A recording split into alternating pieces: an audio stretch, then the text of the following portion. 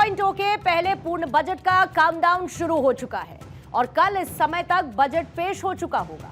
लेकिन सबसे बड़ा सवाल, वित्त मंत्री इस बार कौन कौन से सेक्टर को राहत दे सकती हैं?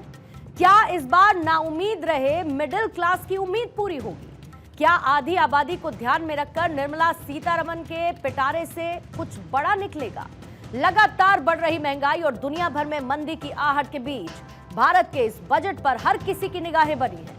हम आपके सामने देश के बजट को करेंगे डिकोड, किसकी झोली भरी और किसकी रही खाली। कल सुबह से भारत 24 पर जरूर देखिएगा मेरे साथ देश का बजट।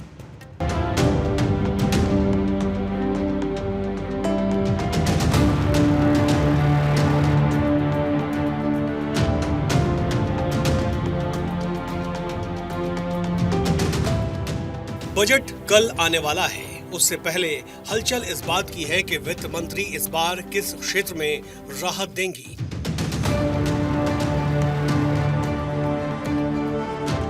और कौन से सेक्टर पर टैक्स का बोझ बढ़ने वाला है। वित्त मंत्री निर्मला सीतारमण का बजट वाले टैबलेट में डेटा फीड की जा चुकी है। संसद के बजट सत्र में निर्मला सीतारमण के टैब से क्या बाहर निकलेगा, इसके लिए हर कोई हसरत भरी निगाहों से उनकी ओर देख रहा है। मिडिल क्लास को उम्मीद है कि टैक्स के दायरे को बढ़ाते हुए उन्हें 10 लाख तक की छूट मिल जाए।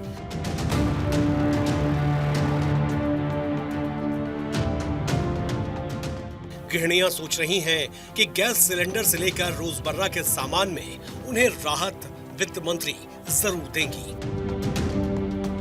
ताकि बिगड़ रहा किचन का बजट सही रास्ते पर आ जाए।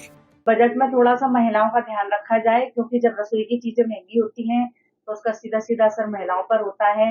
रसोई गैस के सिलेंडर जो है वो सिलेंडर के दाम थोड़े कम कर दिए जाएं। और अभी आप देख रहे हैं कुछ दिन से पता चला है कि आटा भी बहुत महंगा हो गया है, तो थोड़ा सा इन सब चीजों पर सरकार को पाबंदी लगानी चाहिए। जिस तरीके से तेल, घी, आटा, सारी चीजें किचन की महंगी होती चली जा रही है, तो हम बस यही उम्मीद करते हैं कि सारी चीजों पर केंद्र सरकार ध्यान दे और इन सब चीजों के रेट को थोड़ा कम करे, जिससे कि हम महिलाएं अपने किचन को व्यवस्थित रख सकें। हर वर्ग को बजट से काफी उम्मीदें होती है, जिसको पूरा करने के लिए वित्त मंत्रालय के अधिकारी दिन रात मेहनत कर रहे थे। सीतारमण के लिए बड़ी चुनौती है कि उन्हें खर्च भी करना है और आमदनी भी बढ़ानी है। इन दोनों के बीच आम लोगों को संतुष्ट करने वाली कसौटी पर भी उन्हें खड़ा उतरना है। जो डेली हमारा एक्सपेंसेस हो रहा है, लाइक पेट्रोल है, फिर फ्यूल है, घर का जो भी इलेक्ट्रिसिटी है, या फिर गैस सिलेंडर्स के जो दिन पर दिन भाव बढ़ते जा रहे हैं, तो उन पे कुछ आप टैक्सेस जो है वो कम कीजिए, तो हम कुछ सेविंग कर पाए। सब वर्ग के लिए बराबर होना चाहिए, ऐसा नहीं है कि किसी के लिए ज्यादा हो, किसी के लिए कम हो, तो मालूम पड़ा एक वर्ग पिछड़ा रह जाए, एक वर्ग बहुत ऊपर हो जाए। मेरी एक्सपेक्टेशन यही है कि डायरेक्ट टैक्स कोड के थ्रू हम लोगों को थोड़ी राहत मिले, कंप्लाइंसेस में थोड़ा इजीनेस रहे, चीजें थोड़ी सरल हैं, ताकि व्यापारी अपने व्यापार पे ज्यादा दिमाग लगा सकें। आइए आपको जल्दी से बता देते हैं कौन कौन से सेक्टर हैं जिनको लेकर आम नौकरी पेशा हो या घर चलाने वाली महिलाएं हों, जिन्हें इस बार के बजट से काफी उम्मीदें हैं। तो वो कौन कौन से सवाल हैं जिन्हें फाइनेंस मिनिस्टर इस बार बजट में एड्रेस कर सकती हैं, वो सवाल जान लेते हैं।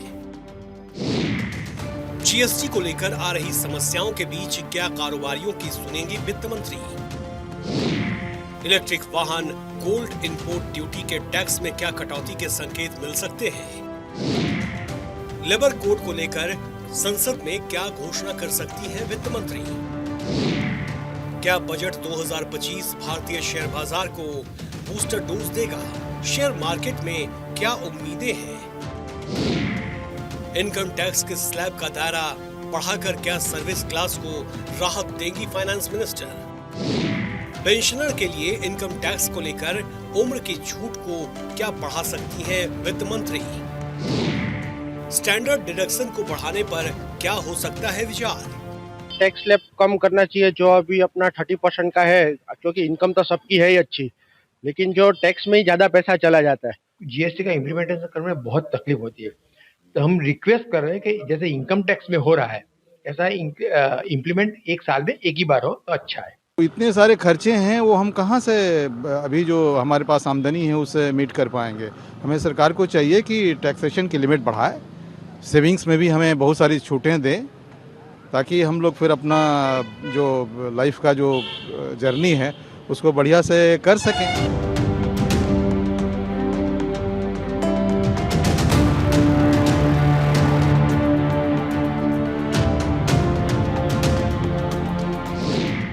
किसानों को सरकार के तोहफे का इंतजार, पीएम किसान योजना का बढ़ेगा पैसा। हेल्थ सेक्टर को लेकर बजट में क्या कुछ खास होने वाला है? क्या पुराने टैक्स सिस्टम को इस बार खत्म कर दिया जाएगा? ये वो तमाम सवाल हैं जो आम टैक्स पेयर के मन में कौंध रहे हैं। इन सब सवालों के बीच राजकोषीय घाटे पर लगाम लगाकर रखना भी मंत्रालय के लिए बड़ी चुनौती है। आगे आपको टैक्स स्लैब की घोषणा के बारे में बताएंगे, लेकिन पहले एक नजर राजकोषीय घाटे पर डालना जरूरी है। आप वित्त मंत्री से कितनी अपेक्षा कर सकते हैं, इसका अंदाजा आपको हो जाएगा। राजकोषीय घाटे के आंकड़ों पर नजर डालें तो वित्त वर्ष 2021 में 9.2%, वित्त वर्ष 2022 में 6.7%, वित्त वर्ष 2023 में 6.4%, वित्त वर्ष 2024 में 5.6% पर रहा था। वित्त वर्ष 2025 में ये 4.9% तक रह सकता है। वहीं वित्त वर्ष 2025 में इसके 4.5% यानी 4.4% से लेकर 4.6% की रेंज पर रहने की उम्मीद जाहिर की गई है। पुराने टैक्स रिजीम को खत्म किए जाने के चांस कम हैं, क्योंकि पुराने टैक्स रिजीम के अंतर्गत लोगों ने लॉन्ग टर्म कमिटमेंट यानी कि लंबी अवधि के निवेश किए हुए हैं। उदाहरण के तौर पर पीपीएफ खुलता है 15 साल के लिए, इंश्योरेंस की पॉलिसीज ली जाती हैं 10 साल, 15 साल, 20 साल के लिए, हाउसिंग लोन लिया जाता है 15-20 साल के लिए। ये सभी चीजें लोगों ने टैक्स डिडक्शंस को दिमाग में रखते हुए की थी जब भी ये की गई थी। तो अगर सरकार इसको हटाती है तो उन सब के प्रति एक तरह से बिट्रेयल हो जाएगा, यानी कि उन्होंने ये सब चीजें ली ये सोच के कि हम 15-20 साल इसका फायदा उठाते रहेंगे, पर ये तो पूरी रजीम ही चेंज हो गई। तो इसलिए मुझे ओल्ड टैक्स रजीम हटने के चांस कम लगते हैं। हाँ, ये जरूर है कि न्यू टैक्स रजीम को अगर और लुभावना बनाया गया तो आज जो 2/3 लोग न्यू रजीम में आ चुके हैं उसमें से न्यू रजीम में आने वालों की संख्या और बढ़ जाएगी। लोगों की उम्मीद बहुत ज्यादा है। टैक्स पेयर के लिए सबसे बड़ी मुसीबत नए टैक्स रजीम के जटिल स्लैब को समझना भी है। वित्त मंत्री से जो उम्मीद टैक्स पेयर कर रहा है वो भी जान लीजिए। टैक्स सिस्टम को आसान करना जरूरी। जनता पर टैक्स और महंगाई की दोहरी मार है। टैक्स स्लैब को आसान बनाना बेहद जरूरी है। न्यू टैक्स स्लैब में कंपोनेंट को शामिल करना भी एक चुनौती है। बताया जा रहा है कि न्यू रिजीम को वित्त मंत्री निर्मला सीतारमण के दिल के काफी करीब माना जाता है। 2/3 टैक्स पेयर इसमें आ भी चुके हैं, यानी टैक्स पेयर का 72% हिस्सा अब इसी रिजीम को पसंद कर चुका है। इसलिए उम्मीद अब इसी में बड़े बदलाव के लेकर की जानी चाहिए। चेंज की बात बाद में करेंगे, पहले स्लैब को विस्तार से समझा देते हैं। देखिए, जो न्यू टैक्स रिजीम है उसमें क्या क्या बदलाव के संकेत मिल रहे हैं। 7 लाख से ज्यादा इनकम वालों के लिए बेसिक छूट की सीमा 5 लाख की जा सकती है।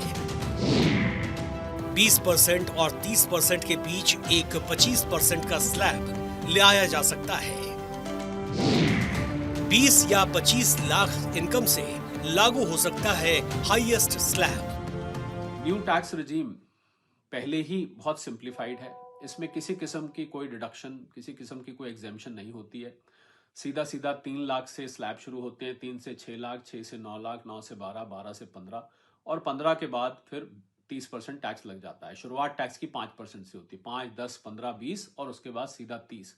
तो मुझे लग रहा है कि 20 और 30 के बीच में एक जो बहुत बड़ा गैप है उसमें शायद 25% का स्लैब लाया जा सकता है, या जो बेसिक एग्जेम्पशन लिमिट है 3 लाख उसको 5 लाख किया जा सकता है, या सेक्शन 87A जिसके अंतर्गत 7 लाख तक अगर जिसकी इनकम है उस पर टैक्स नहीं लगता है, हो सकता है इस 87A की लिमिट को जो अभी 25,000 रुपए टैक्स का रिबेट मिलता है इसको बढ़ाकर 10 लाख तक लिया जा सकता है। दिल्ली चुनाव के बीच ये बजट आ रहा है जिसमें केजरीवाल टैक्स पेयर को सियासी मुद्दा बना चुके हैं। ऐसे में संभव है कि वित्त मंत्री जो घोषणाएं करें उसमें केजरीवाल के इस एंगल का तोड़ भी शामिल हो। 2024-25 के भारतीय बजट में नई कर व्यवस्था को लेकर महत्वपूर्ण बदलाव की संभावना से इनकार भी नहीं किया जा सकता। नई कर व्यवस्था जो पहले से ही डिफॉल्ट ऑप्शन बन चुकी है, अधिक आकर्षक बनाने के लिए सरकार कुछ नए प्रावधानों पर विचार कर सकती है। यहाँ कुछ संभावित बदलावों पर चर्चा जरूरी है। नई कर व्यवस्था को और आकर्षक बनाना, छूट सीमा में वृद्धि। वर्तमान में नई कर व्यवस्था में 7 लाख तक की आय पर छूट है। इसे बढ़ाकर 7.5 लाख या फिर 8 लाख किया जा सकता है। कर स्लैब में संशोधन, निचले कर स्लैब 5 लाख से 10 लाख तक जैसे दरों पर कमी की जा सकती है ताकि मध्यम वर्ग को राहत मिले। स्टैंडर्ड डिडक्शन, नई कर व्यवस्था में स्टैंडर्ड डिडक्शन जो 50,000 तक है को बढ़ाने पर विचार किया जा सकता है।